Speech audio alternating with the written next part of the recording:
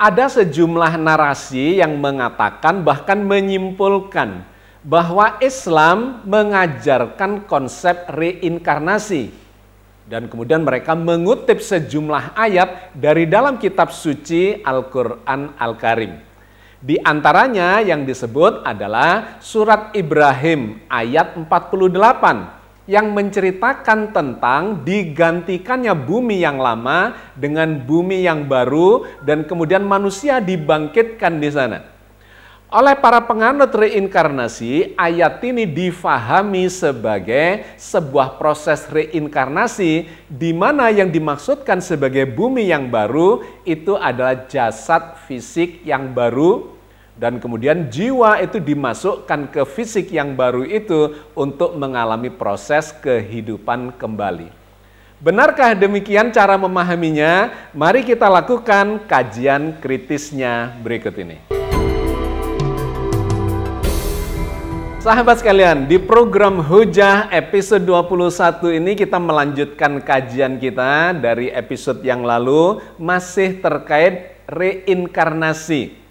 Di mana kita akan mengambil rujukan narasinya dari channel Tiga Fakir yang digawangi oleh Abu Marlu.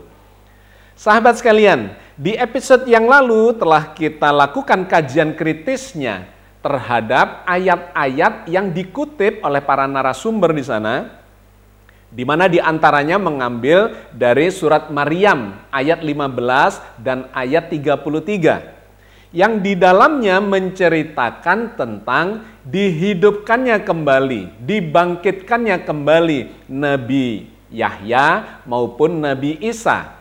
Dan kemudian dimaknai itu sebagai cerita reinkarnasi dari dalam Al-Quran Al-Karim. Kita telah melakukan kajian kritisnya bahwa Al-Quran tidak menceritakan apalagi mengajarkan adanya reinkarnasi itu. Di antaranya kita telah mengutip satu ayat yang sangat telak mengcounter semua pemahaman tentang reinkarnasi itu. Di antaranya adalah dari surat Al-Mu'minun ayat 99 dan 100.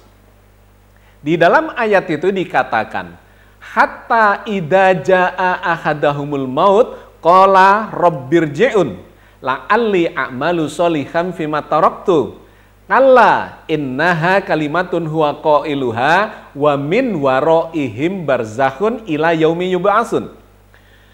Hingga ketika datang kematian kepada salah satu dari orang-orang yang berdosa itu, mereka berkata, qala rabbirji'un, wahai Tuhanku, kembalikan. Dikembalikan kemana? Saya kasih dalam kurung, kembali ke dunia. Nah, ini di-counter oleh sejumlah kawan yang meyakini adanya reinkarnasi atau ajaran reinkarnasi dari dalam Al-Quran. Ketika saya mengatakan bahwa minta dikembalikan itu adalah kembali ke dunia. Memang tidak ada kata dunia di situ. Tetapi kata qala rabbirji'un, mereka berkata, wahai Tuhanku, kembalikan kami atau kembalikan saya, itu dikaitkan dengan kalimat berikutnya, qala rabbirji'un la'alli a'malu sholihan fima taraktu, agar aku bisa melakukan amal kebajikan yang dulu aku tinggalkan. Nah, ini menunjuk kepada kehidupan sebelumnya, sebelum datangnya kematian. Sebelum orang mengalami kematian, di manakah dia hidup? Tentu saja di dunia.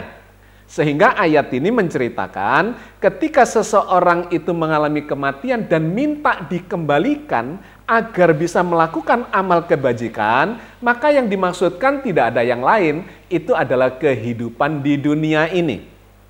Karena itu saya kasih dalam kurung, kembalikan kami ke dunia agar kami bisa melakukan amal kebajikan yang dulu aku tinggalkan.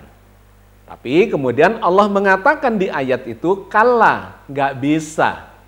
Innaha kalimatun huwa qailuha, itu tinggal ucapan saja yang mereka ucapkan. Kenapa? Wa min waraihim barzakhun ila yaumi yub'atsun, dikarenakan min waraihim di belakangnya, waro'a itu menggambarkan di belakangnya dia atau fase sebelumnya, kemudian ada batas yang disebut sebagai barzah. Kehidupan dunia dengan kehidupan alam kematian itu ada barzah, yang kemudian ini digunakan sebagai istilah sebagai alam barzah. Nah sahabat sekalian, maka ini menggambarkan bahwa seseorang yang mengalami kematian, kemudian minta dikembalikan ke kehidupan sebelumnya, yaitu kehidupan alam dunia, Allah menolak itu, mengatakan gak bisa, kalla. Itu tinggal ucapan yang kalian ucapkan saja atau diucapkannya saja, karena badannya sudah rusak, badan kasarnya sudah hancur, di dalam tanah ya dikuburkan terurai, dan kemudian digambarkan alamnya sudah berbeda, sehingga alam kematian atau alam barzah dengan alam dunia ini ada dinding dimensi yang membatasinya dan tidak bisa dikembalikan atau tidak bisa minta kembali lagi ke dunia. Wa min waraihim barzakhun ila yaumi yub'atsun, sampai datangnya hari nanti mereka akan dibangkitkan. Tetapi kita sudah menjelaskan dibangkitkan itu bukan di dunia lagi, karena kalimatnya sudah menolak untuk bisa kembali ke dunia, melainkan ini step berikutnya akan dibangkitkan di akhirat. Oke, ini satu poin tambahan penjelasan terkait dengan episode yang lalu. Nah, masih di forum yang sama atau di channel yang sama itu, narasumber mengatakan dibangkitkan, hidup kembali, reinkarnasi itu. Cuman memang ada yang nashapnya itu reinkarnasi cuma 2 kali. Jadi kita hidup sekarang sekali, lalu semua nunggu semua bumi ini dihancurin, lalu nanti diciptain lagi bumi yang baru di 14 ayat 48. Jadi ini semua nunggu, lalu ada bumi yang baru, hidup sekali lagi untuk menanggung akibat yang hidup sekali ini. Gitu. Itu satu mazhab. Sekali, jadi 2 kali doang dijatahin gitu loh. Mau kesadarannya tinggi, mau bego, mau apa, semua segitu 2 kali aja gitu. Tapi banyak hal nggak bisa dijelasin kan. Iya. Nah kita ini membahas bahwa yang disebut bumi itu bukan bumi fisik, bumi yang segede gini diganti bumi itu jasad fisik.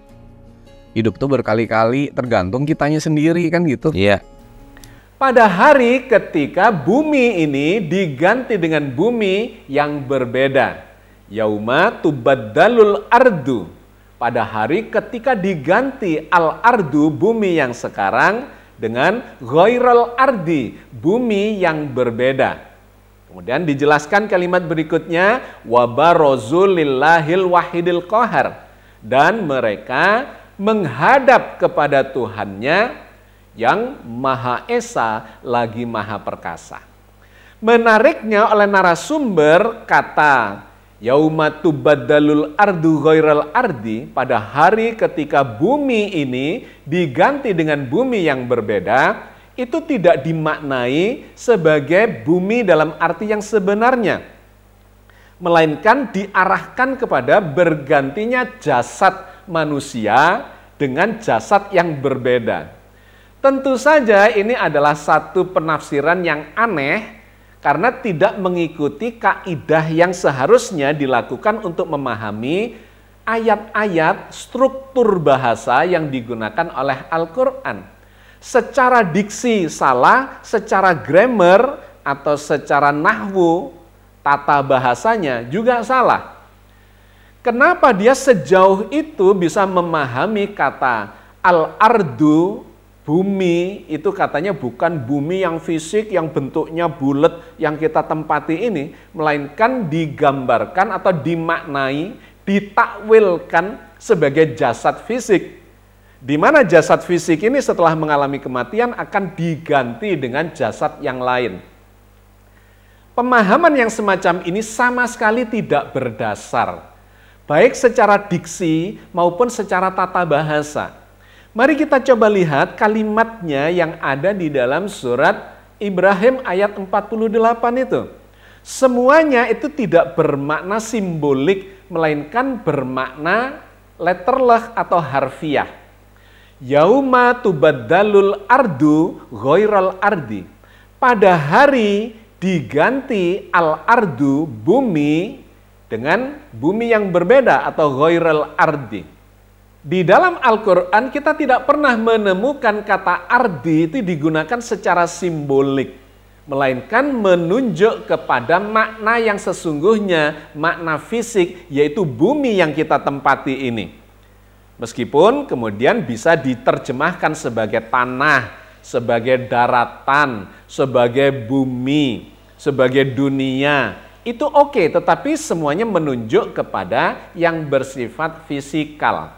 Jadi poin yang pertama, secara istilah atau diksi, kata al-ard itu tidak bisa kemudian dengan semena-mena dimaknai sebagai jasad manusia. Sama sekali tidak nyambung dan tidak pernah dipakai di dalam Al-Quran penggunaan kata al-ardi untuk menggambarkan jasad manusia.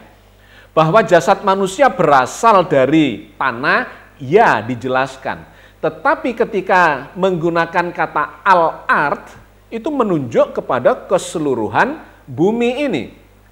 Yang digantikan dengan ghairal ardi, dengan bumi yang berbeda, itu adalah menunjuk kepada bumi yang sesungguhnya. Apalagi ditambahkan di ayat itu, wassamawat, demikian juga langitnya. Jadi ini adalah makna yang bersifat astronomikal, planet bumi dengan langit yang melingkupinya itu memang akan diganti. Satu terkait dengan diksi. Yang kedua adalah penggunaan kalimat atau kata di kalimat berikutnya, wabarozu lillahil wahidil qahar. Dan mereka menghadap kepada Allah. Wabarozu lillahil wahidil qahar, kepada Allah yang al-wahid dan al-qahar, yang maha esa lagi maha perkasa. Penggunaan istilah barozu ini justru memberikan penekanan bahwa antara orang yang dibangkitkan dengan bumi itu adalah dua entitas yang berbeda. Buminya diganti dengan bumi yang baru, demikian juga langitnya, dan wabarozu, mereka yang dibangkitkan di bumi yang baru itu menghadap secara fisikal kepada Allah yang maha esa lagi maha perkasa. Penggunaan istilah atau diksi barozu yang berasal dari kata baroza ya beruzu itu adalah memiliki makna untuk maju secara fisikal menghadapi sesuatu. Sehingga ketika ayat ini menggunakan kata wabarozu lillahil wahidil qahar, itu gambarannya adalah manusia yang dibangkitkan di bumi yang baru itu menghadap kepada Allah dengan badan fisiknya yang telah dibangun atau dihidupkan kembali, dibangkitkan kembali dari badan fisik yang lama, yang di ayat yang lain itu digambarkan mereka dibangkitkan dari dalam kuburnya. Sehingga ada pertanyaan-pertanyaan dari orang kafir itu, bagaimana mungkin itu? Muhammad menceritakan badan kita yang hancur sudah menjadi tulang belulang yang hancur di dalam tanah itu akan dibangkitkan hidup kembali. Tapi Allah menggambarkan betapa mudahnya Allah mengulangi saja. Dulu dari nggak ada saja itu bisa diciptakan makhluk yang baru. Apalagi ini tinggal mengulangi saja dari yang sudah ada jejaknya untuk dibangkitkan kembali. Jadi penggunaan kata wabarozu itu justru memberikan penekanan adanya perbedaan antara materi bumi yang baru dengan fisik manusia yang sudah dibangkitkan yang berada di dalam bumi yang baru itu, dan dia menghadap kepada Allah. Nah, penegasan tentang barozu sebagai sebuah proses physically menghadap kepada Allah itu dijelaskan di ayat berikutnya, yaitu surat Ibrahim ayat 49.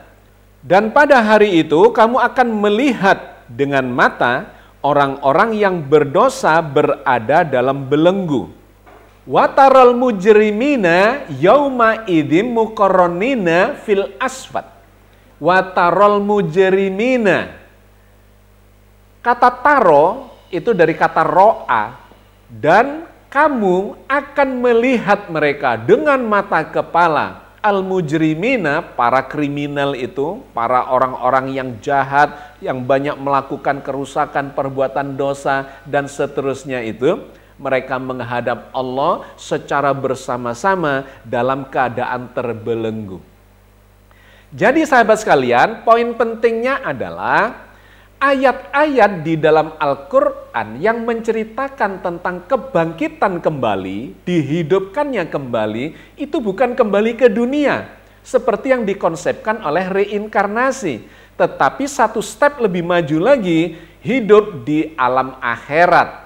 Hidup di dunia, mati masuk alam barzah, dibangkitkan kembali masuk ke fase akhirat. Jadi poin pentingnya, ini sama sekali bukan cerita reinkarnasi, melainkan adalah fase-fase yang terus maju ke depan untuk diadili atau bertanggung jawab di fase akhirat, dan satu ketika kemudian dibalasi atas seluruh perbuatannya, dan ujungnya adalah kembali kepada Allah Sang Pencipta. Innalillahi wa inna ilaihi roji'un. Maka kesimpulannya sahabat sekalian, sebenarnya cerita reinkarnasi itu atau konsep reinkarnasi itu sama sekali tidak diajarkan oleh Al-Quran. Ayat-ayat yang dikutip terkait dengan kebangkitan kembali itu bukan cerita reinkarnasi. Nah, poin penting yang saya ingin sampaikan adalah silakan bagi kawan-kawan yang mempercayai konsep atau ajaran reinkarnasi. Nggak ada masalah bagi saya.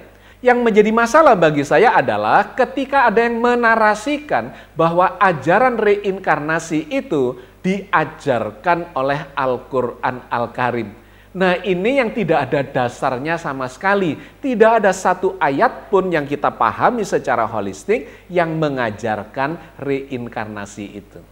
Kitab suci Al-Quran justru menolak bangkitnya kembali kehidupan yang disebut reinkarnasi itu, kembali ke dunia, mati kembali ke dunia lagi, mati kembali ke dunia lagi. Itu tidak ada. Yang ada adalah terus melaju ke masa depan untuk bertanggung jawab atas seluruh amal perbuatannya di akhirat, dan ujungnya akan kembali kepada Allah Azza wa Jalla. Salam.